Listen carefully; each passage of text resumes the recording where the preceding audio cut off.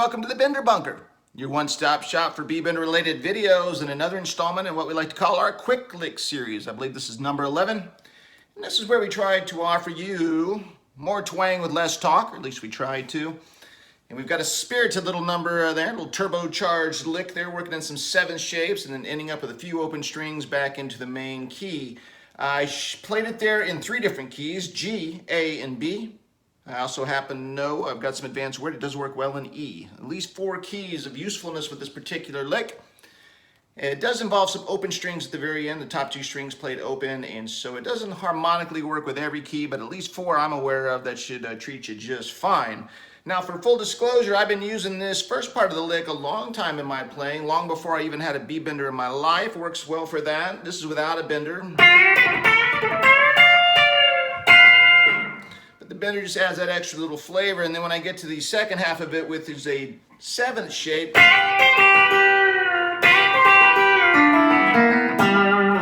back into the key with some open strings, I can't play that lick without a bender, so it's definitely necessary there, and I think it does add an extra little twang sauce to the opening as well. So if you're interested in picking up Quick Lick number 11, go grab the bender, and let's get right to it here at the Bender Bunker. Well, all right, let's get rolling with Quick Lick number 11. Nice to have you on board as always. And what I've done to make things a little bit more easy to hear and pick up in this lesson is I've turned off the slapback delay that I had on previously in the opening. I do like the way it gives me that country rockabilly sound, but I think it's not going to serve us as well trying to go over exactly what the pick attack is and the notes are doing in this lesson. So it's going to sound a lot drier now that I've turned it off. It sounds like this.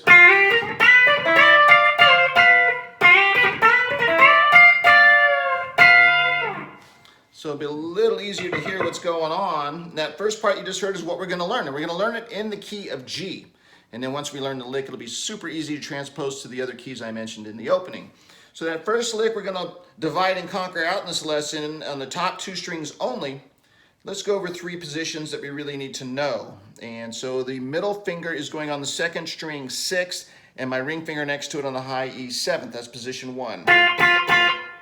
Then those same fingers go up to the top 2 strings, both on the 10th fret, position 2, top 2 on the 13th, position 3. All right, those are your 3 positions for the opening lick. Now let's go over exactly what's going on here, and this is where we have to kind of cross the bridge of how you want to choose to work your pick attack.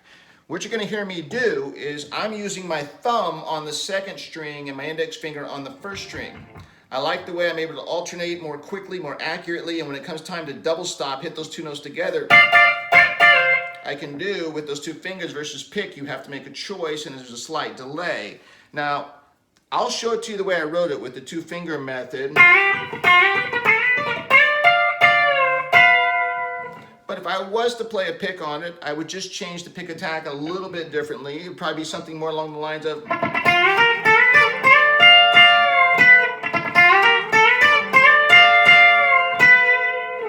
So you make that choice, it's up to you. I just wanted to let you know how I'm doing it, and I will be pulling back occasionally so you can get a glimpse of what the right hand is doing with those 2 fingers.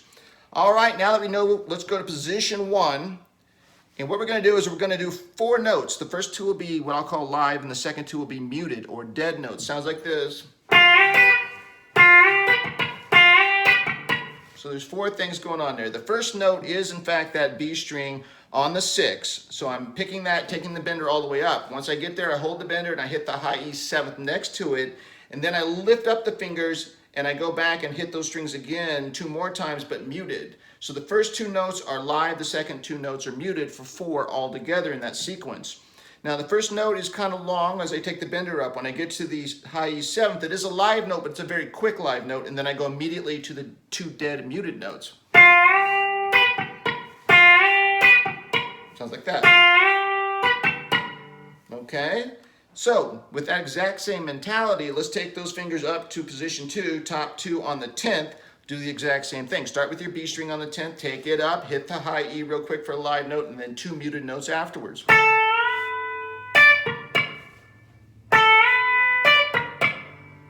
Okay, so now we're going to go up to position 3, same fingers, position 3, top 2 on the 13th. And we're going to do the same thing. We're going to start with the 2nd string, go up, hit the high E 13th as well, and now the bender's still engaged. You can either up pick at this point, those top two, or grab the two with the fingers like I am, hit them together to let the bender down.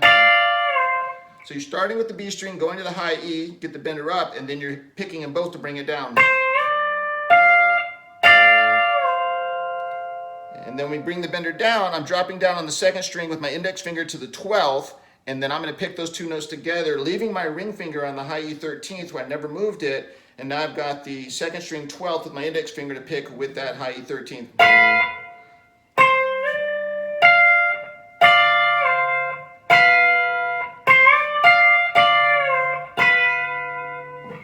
All right, here we go from the top of this lick.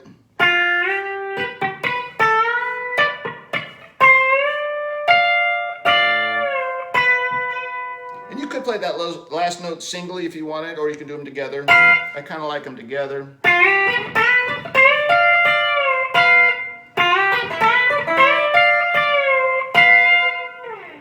All right, you work that, get it nice and fluid like what you just heard, and we're going to finish up right after this. And what is this, you ask? Well, it's just me taking a quick moment to remind you of the 3 ways you can support the Bender Bunker channel here on YouTube, and the first 2 of the 3 are free. If you're enjoying and you've come this far, you must be enjoying the lick, I would think, or you wouldn't have made it this far. Just take a moment and give a quick thumbs up. It does help the channel grow and get to more viewers, and I appreciate it. That button right down there, thank you. Second way, one of my favorites is if you are new to the Bender Bunker, welcome. Love to have you on board. If you like hot B-Bender twang action, and you've come to the right place. And this would be a great time to hit that subscribe button in one of these corners. I've got it waiting for you there. And that way you won't be able to forget about us and miss accidentally anything we threw out here in the weeks and months to come. This is, let's see, I'm filming this in December, so this is our 3rd year anniversary. We've been doing this for a while. We're not fly by night. We also fly by the day as well. And then the third way, if you do want to maybe send a little what we call virtual beer over. Some channels call it a tip jar. We call it a virtual beer.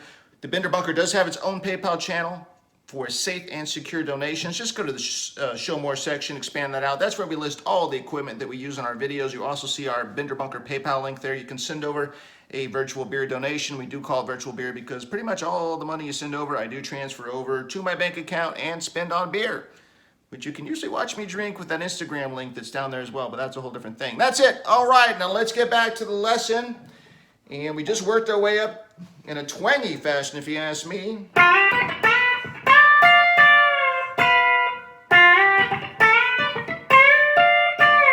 And you're bouncing the bender there. If you watch visually what I'm doing, the bender's bouncing with each of the 3 positions.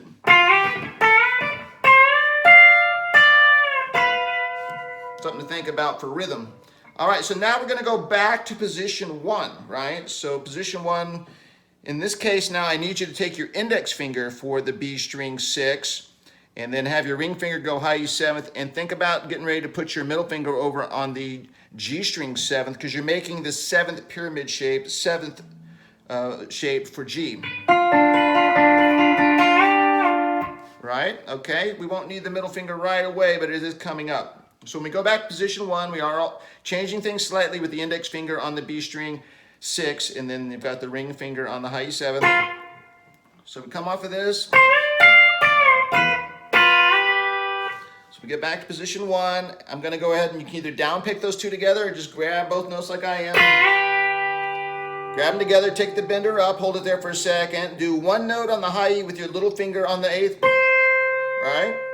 And then come back to the still bent B for a note. Little fingers off now, so let's just do that high E 7th with the ring. And then come back to the bent B there on the 6th to let it down. And then drop that middle finger over on the G string 7th for 1 note to complete that 7th shape. So all together.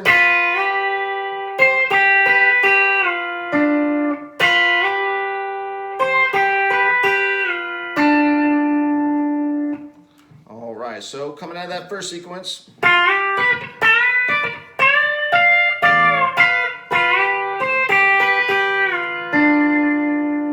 Got that 7th shape ringing, the bender is down. What we can do now is I'm just kind of lifting my top two string fingers off, because what I need to do now is I'm going to go ahead and start with the high E open, hit that once, and then the B string open next to it after I come down off that 7th shape.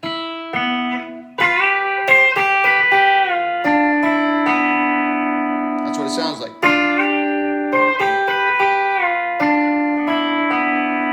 So I just came off that 7th shape. I've still kind of got that G string on the 7th with my middle finger ringing, but now I'm hitting the high E open and the B string open. Then I'm quickly dropping down, again the bender's down, I'm dropping down with my index finger on the 3rd string, 3rd fret, 1 note there, and then roll up with my middle finger to the 4th fret above it again on the 3rd string. Just 1 note in a roll. And then I drop my ring finger over on the 4th string 5th for that final note. Which those together right there make the core of what would be a G bar chord. Right? All right, let's go over that 7th shape again. That little, the way we get from here to here.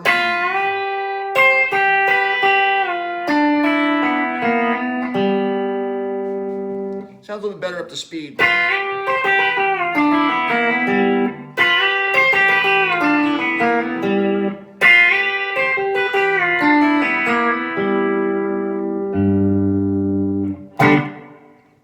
So just work on getting that fluid. Again, you are starting with 2 notes together there in that 7th shape, what we originally called position 1. High E 8th, back to the still bent B, high E 7th, hit the B string to let it down. Then we got 3rd string 7th.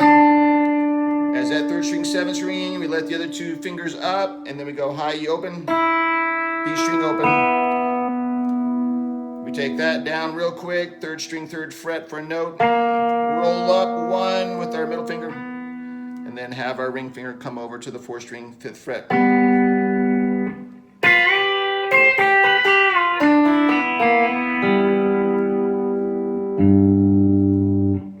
That, my friends, is the entire lick. I'll do it from the top.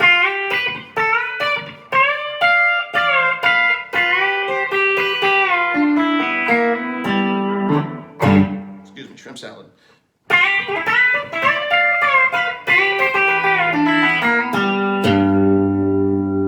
Now,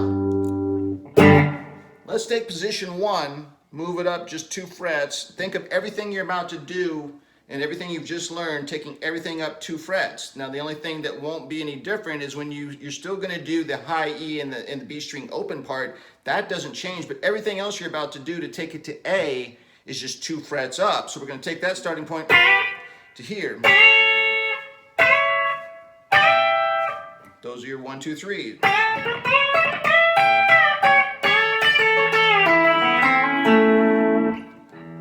So there, now you're with this 7 shape.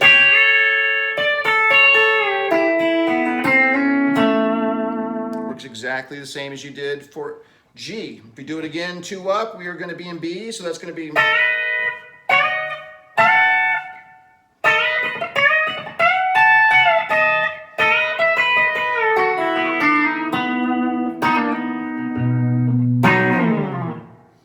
That's how you can transpose it all over the neck, and I think it's a lot of fun to play with here. Let's go back to G, and so we go.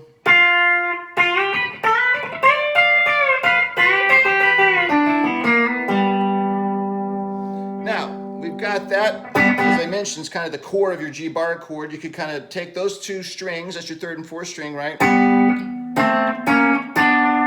And just work them up. Changing fingers, of course, but what I've done there is I'm coming off of that 3rd string 4th and 4th string 5th shape that we ended up with, and then I'm just slightly different spacing. So now I'm going the 3rd string 5th and then the 4th string 7th, and I'm taking that shape up. I'm just rolling the strings for that.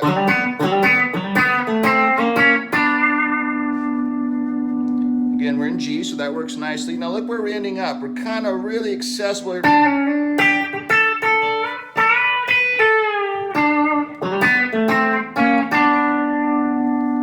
And so what I'm doing mentally here, visually on the fretboards, I'm thinking, oh, look where my index finger is. And what I'm quickly visualizing now is if I took that shape I ended up with as I walked up the fretboard, I can make that D chord, which is a D chord for G, and I know that's a great B bender twang starting point. So I work up, and then what I'll do is I'll go ahead and hit that, what is that, as 3rd string 7th, and now I'm working that D chord shape.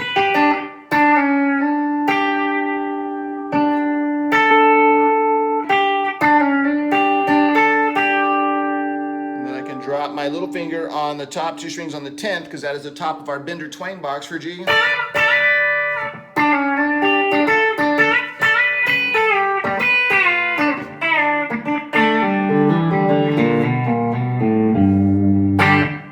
See, that's just some extra ideas of working out of what we just learned.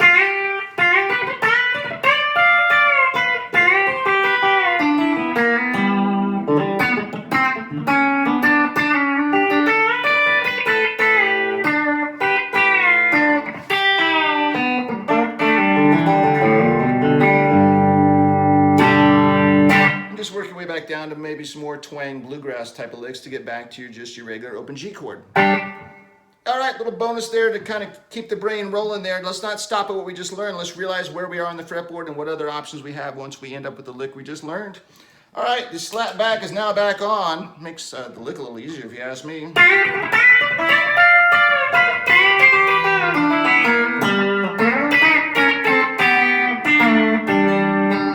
So I want you to play around with that again. Don't be afraid to move it all over the board.